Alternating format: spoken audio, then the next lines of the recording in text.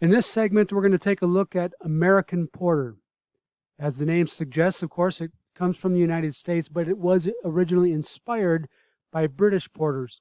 The difference is that American craft brewers took that base style and made it more intense in terms of its dark grain characteristics, and they bumped up the IBUs to make it more bitter. Now, this beer style, known as American Porter, is often referred to as robust porter as well, simply denoting that this beer is much more robust than the original English style.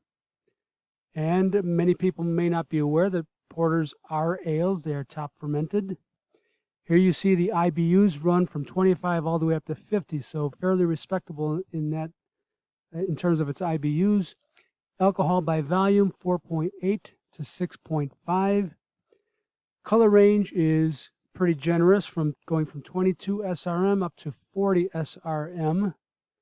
And if you would like to check out some very good commercial examples of this style, consider Great Lakes Edmund Fitzgerald, Deschutes Black Butte, Anchor Porter, and Founders Porter.